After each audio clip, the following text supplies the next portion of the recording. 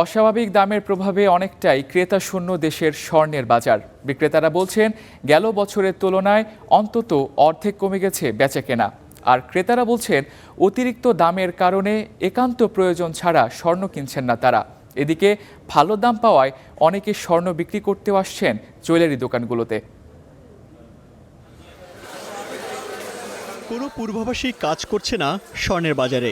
রাত পোহালেই পাল্টে যায় দাম।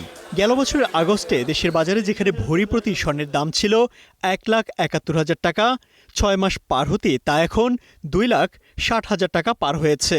বেড়েছে প্রায় লাখ টাকা। প্রতিদিনই বাড়তে থাকা স্বর্ণের বাজার তাই এখন অনেকটাই ক্রেতা শূন্য। একান্ত প্রয়োজনে যারা কিনতে আসছেন তারাও বাজেটের সঙ্গে তাল মিলাতে হিমশিম খাচ্ছেন। 5 ভরির জায়গায় এখন আমরা 1 ভরি কিনি, কারণ অনেক টাকা বেশি। আগে আমরা 50,000 টাকা দিয়ে ভরি কিনছি, এখন মানে 4 ডাবল। দিন দিন সব কিলোতে বাড়তেছে, এখন স্বর্ণের দামও তো বাড়তেছে, ডলার হিসাবে এদিকেও বাড়তেছে। এখন মানুষ তো ভবিষ্যতে আর স্বর্ণগয়না কিনের মতো কোনো থাকবে না, চান্স থাকবে না। এদিকে শীত মৌসুমে বিয়ে সহ অন্যান্য সামাজিক অনুষ্ঠানকে কেন্দ্র করে বেচা বিক্রি বেড়ে যায়। তবে এবছরের চিত্র ভিন্ন। এই বছর আমাদের খুবই খারাপ, বিয়ের ওইরকম কোনো কাস্টমারই নেই। যারা মনে করেন 2 ভরি কিন্তু তারা এখন পারতেছে না যে 8 আনা দিয়ে কিছু কিনে দিতে। এবছরে ক্রেতা খুবই কম, যা আমাদের এই গোল্ডের ব্যবসার জীবনে বা আমাদের চাকরির জীবনে আমরা এত পরিমাণ খারাপ আগে কখনোই দেখিনি।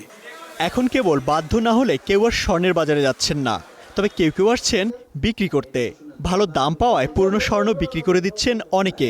পরিকল্পনা, আগামীতে দাম কমলে আবারও কিনবেন। চিন্তা করলাম গোল্ডের দাম যখন বেড়ে গেছে তাহলে বিক্রি করে দেয়, ঠিক আছে, আবার যখন কমবে আবার কিনে নেব। এই তো, এখন বাড়তেও পারে কমতে পারে, তো বলা যায় না সামনে কি হতে পারে। এখন হয়তো 2 লক্ষ টাকার উপর আছে, আবার 3 লক্ষ টাকা হয়ে যেতে পারে। স্বর্ণের বাজারে চলমান এই অস্থিরতা নিয়ে বিপাকে আছেন ব্যবসায়ীরাও। বেচে বিক্রি কমে যাওয়ায় ব্যবসার ভবিষ্যৎ নিয়ে উৎকণ্ঠায় তারা।